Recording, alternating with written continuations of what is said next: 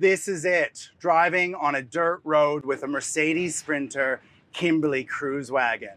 Now this Kimberleys have been an RV dealer for over 30 years and now moving in to the motorhome all-wheel drive. This is our four-wheel drive EcoScape. This is us.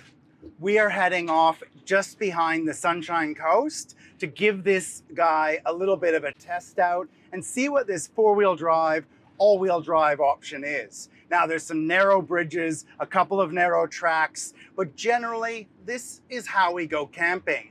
We're heading out into the country and we're doing a bit of corrugation, a bit of dirt road, and we might just want to go somewhere where other people aren't always going, and we might want to get away from the rest. This country driving here, now all Mercedes are a nice van to drive on normal roads. So you get down the highway, this guy is our 4-cylinder bi-turbo diesel, and they say that it's got more power than it does here, coming up to my turn, than the outgoing V6.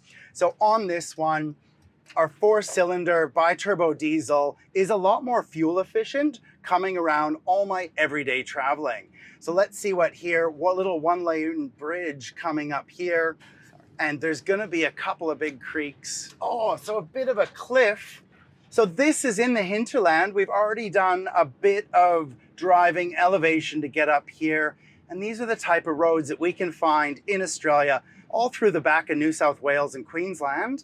And this is where we see some of those animals doing a bit of a driving slow. I've already seen a big eagle out there around the cows, and I love this kind of dappled light coming through here. So backcountry four-wheel driving is what we've got going on here. Now we have this long wheelbase van set up with our remote reservoir shock absorbers. Now what they're gonna do for me is take some of the heat out of the shocks on that corrugated roads.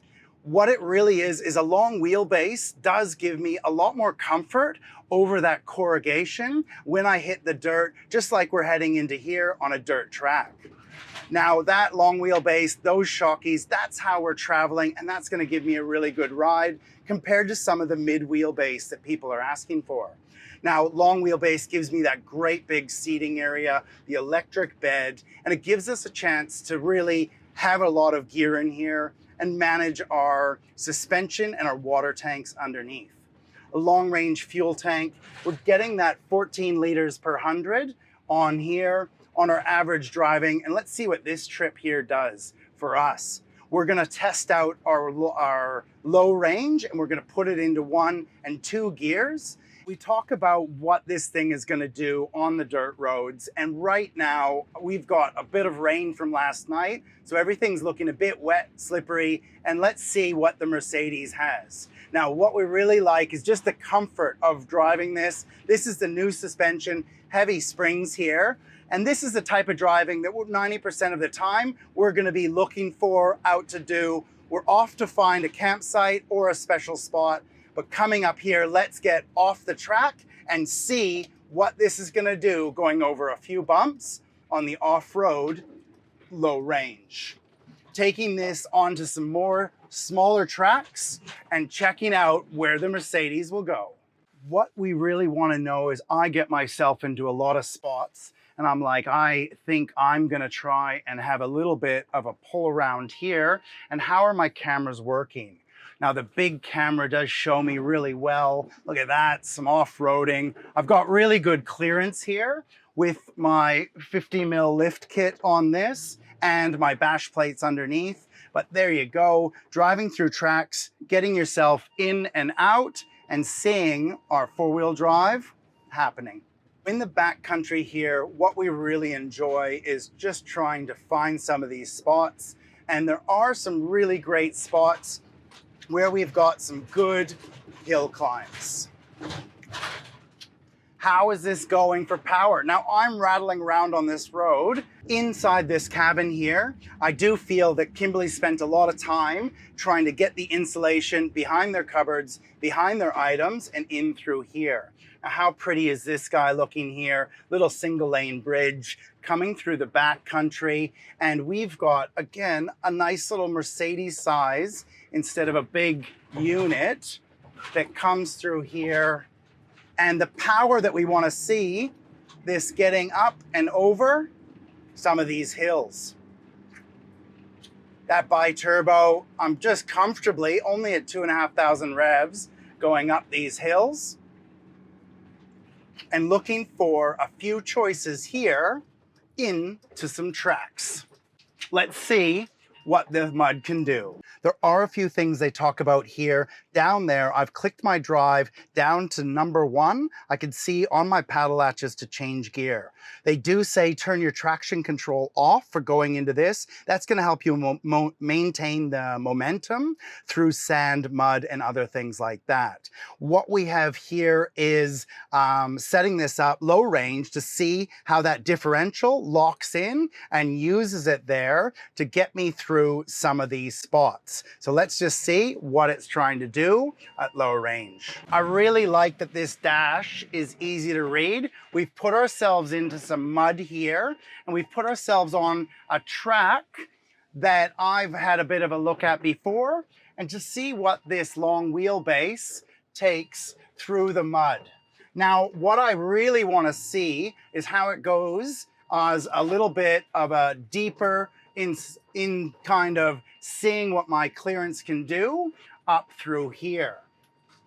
Now these guys here on my track, it's giving me some indicators here, but that long range feels really, really responsive. I've got, when I feel that tire slip, I can feel myself going there, putting down some power. We're just gonna see what this feels like going through a little bit of mud in a low range, one on-you-go Mercedes, right? So bit of there, and look at that. Man, that just crawled through it. Really good. I did like that. I just had my foot down when I wanted some momentum to get myself through that. And even with it being a tall vehicle, I find that I've got a lot of power and easy to drive, even on a little track like this. We're just gonna go and reverse into that spot. I do find myself driving troop carriers, high vehicles, and lots of four-wheel driving on the beach. So what I do have here is setting this guy up on some big van. I'm used to big vehicles, so four-wheel driving here with a bigger vehicle is I'm quite comfortable with there. I just wanted to see how it liked a bit of mud, how it liked a bit of transition for the whole body of the van rocking, because I know I'm dropping that wheel in, you know, 1/2 meter hole, and I'm moving forward through it. That was gear 1, low range, and man, it felt like I had the power there to manage that.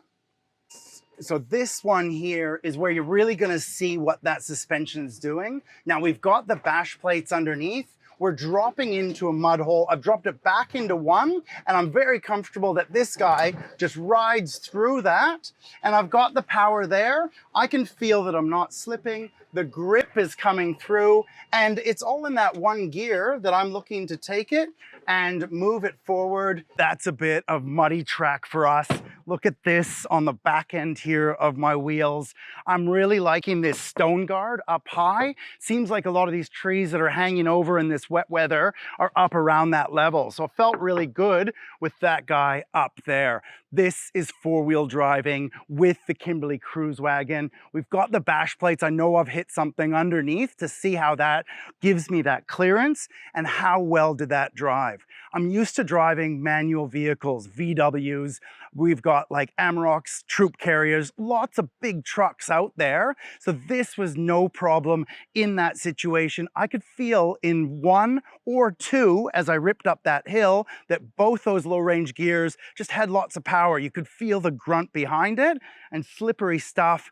The alloy wheels, the BFG tires, man, that felt good. Four-wheel driving with the Kimberley Kruiswagen.